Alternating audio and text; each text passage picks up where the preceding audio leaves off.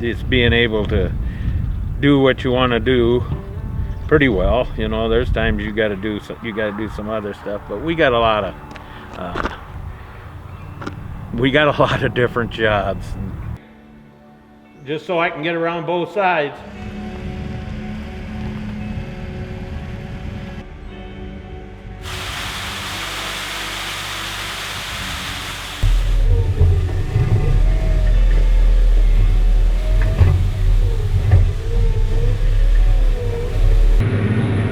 It ain't bad though, it's not better than sitting in the classroom. It sucked. I hated it for the first couple months, then I just got over the fact that I wasn't coming home. I still come home like every weekend. I pretty much know what I'm going to do with my life once I get done anyway. Have you always wanted to do farming? Oh yeah. Ever since I was a kid. Drove a tractor? Yeah. By yourself? I don't know. It'd have been that 40-20, probably driving around the feedlot while Dad scraped pens. 8 years old. I ran a forklift into our shop while at home because it didn't have any brakes. I was probably 13 or 14 at that point. I had a day where I had a bearing go out of the feed wagon, which they go out sometimes, but then that night, all we had left was the other feed wagon. I ripped the spout right off it. Oh, really? So he was calling me. I was reaching my phone out of my pocket, and I turned, and all of a sudden I drilled the bunk with it and ripped it right off. I had him run the grain cart when he was probably 7. I was combining, and then I needed a different end of the field I was trying to open up, and it was a power shift, so you don't have to push clutch in. So then here I told him just put it in gear and drive alongside real slow, and he could do that. He was pretty little, but he could pull the lever back to neutral and then it would stop. Yeah. So, but he wasn't big enough to push a clutch in yet. So he's always wanted to farm too. He used to ride with me when I would plant, and I used to have to fill with beans. I would make 5 rounds with the planter, and then I'd have to fill, and he knew exactly when it was time to fill. He counted all the rounds when he was little. Really? Yep. He'd say, "Oh, one more round, then we got to fill." Yeah. So that was always on top of it. Yep. That was a lot of fun. Working with RJ has been that's what you could say is the pleasure of being able to farm when you can work with your grandson. It's probably, I can't explain it, but it's just really, really enjoyable.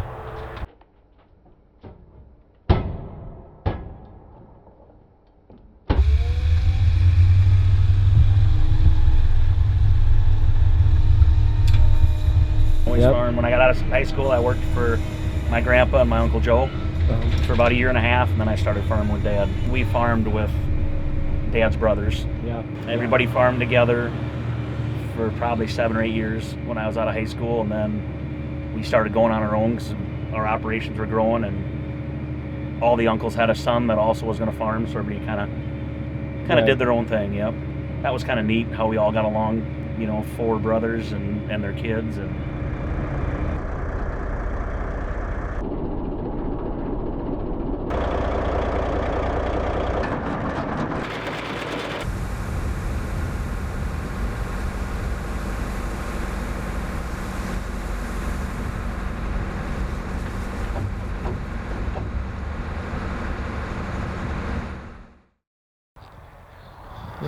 I started when I was 19, I had to go to the service and come back, I suppose, probably about 50 years. I've been selling Dekalb for 40, started in 1974, so 44 years on that I have. My family, or Rosie's family. They started in 1938. Keffler's. Well, it was a Schmidt. Her grandfather, or her uncle, her dad, yeah, would have been her uncle, started 1938 for 2 years, and he grew seed also. And I guess at 2 years later, he had 11 townships when he started. Well, then my father-in-law, Rosie's mom and dad, in 1940, they helped him first for 2 years, and then they took over because he wanted to go to strictly growing seeds. It's been in the family for 80 years now, I guess. Staples came down and did a big promotional deal on it just last month. I think he's one of the oldest dealers, he thinks. I think they started Dekalb started in like 35 and they started selling like 38. So that's only 3 years that somebody could have been longer than them. It's been in the family for over 80.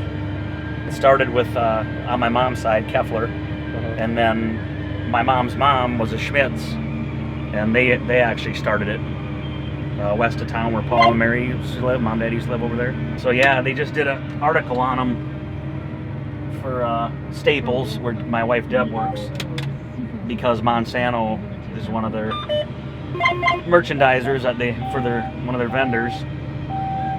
So they've been in business over 80 years, and we might be one of the longest, running Dekalb dealers family that's been in the family that long.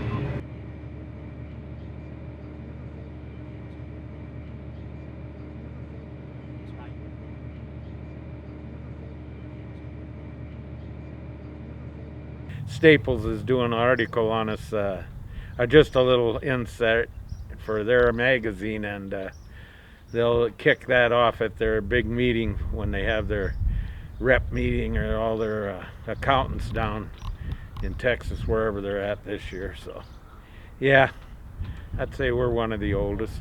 It's another thing with her, she's been part of this deal since the start. She run every piece of equipment we had except the planter. She's done everything else too, so it's kind of like without her, things would kind of get juggled up a little bit. She's a pretty main cog in our situation too. So, but it takes everybody, he pretty well takes care of everything. So I just got to go, and I got Ryan Feek in the seed business. He manages all the business end of it. So all the grandkids, they get involved every so often, picking up rocks or whatever else we got to do.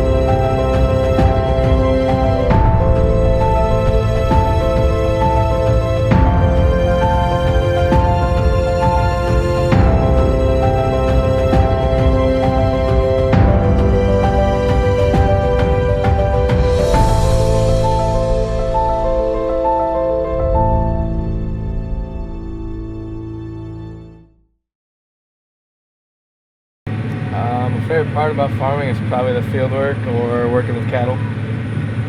You like feeding every day? Oh yeah. Does it get old? Nope. No? Maybe when they're fat it gets a little old because they're not as excited as when they're young. But yeah, when they get a couple more months, they won't be able to jump around anymore. They get pretty big. When we're delivering seed, we're doing seed. I pretty well most every day's here. I got a couple fields ready for them this year, but that was it. We got a hired man, and Christopher Luch helps us, and then RJ and Nick, and it's a family deal. So, and it works well. Been working well. He's in there all the time. I'd rather be running my planter or sprayer or something.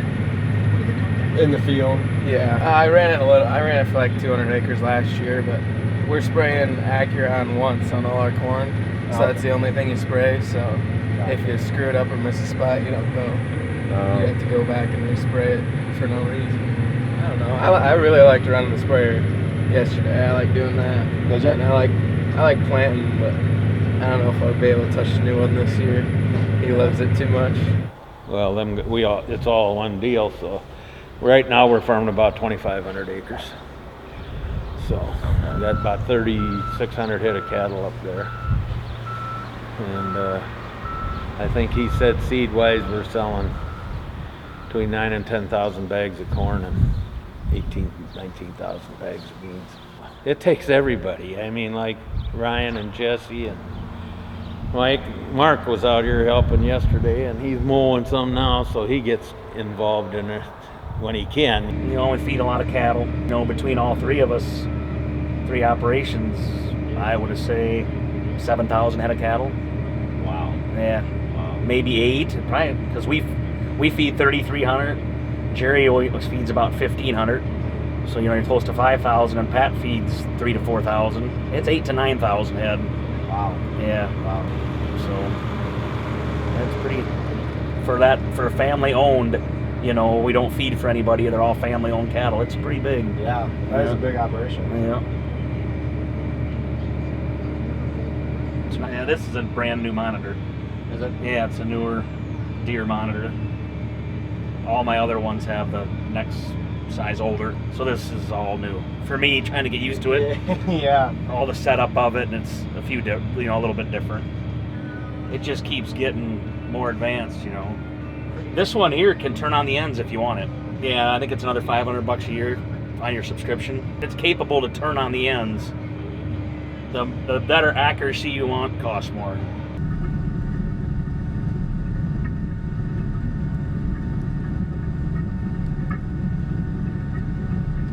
And then it's SF3, which is almost down to within 2 inches accuracy, where my other ones are about 6 inch. They go like SF1, SF2. This one's SF3 now. They never used to have 3. They used to go to RTK, which is right on. Yeah. SF3 kind of takes the place of, it's close to RTK in the new ones. Okay, my other ones have, like for just discing, SF1. That's close enough for discing, and that's the basic general package. Okay. You get that when you have your, you know, for planting though, I want it more accurate for planting. Right. So, Right. Precision. Yep. Huh. And then another addition is your section control, it's called. That shuts me off on the end. No, I gotta lift it. It just shuts it. Whatever I have done here is painted on this screen. And then when I run into what I painted, what's blue, that shuts the planter off because it shows that that has already been planted. It's overlapping or something? Yep, Okay. yep. And that's called your section control. Okay. And that's, you know, you got to pay more to have that too also. But Yep, and all the feeding end of it up there with the feed yard too. I help wherever they need me when we're working cattle or whatever, calves, but I like the feeding end of it too. I like it all. You know, the smell of the dirt in the spring and the new calves coming in the fall, and when you got the seed going out, it's all nice when it works. With the seed here now for the last month or so between treating and going out, it's an everyday job, you know. I think last night when they folded up and got back, RJ and Ryan went up, it was 11:30 when they got back here last night, and we had a guy in the yard this morning at 6 o'clock, so you put a lot of hours in, you know, for what you're doing now, but when you get everybody taken care of and everybody satisfied, that's the name of the game. So just like everything else should do, satisfaction.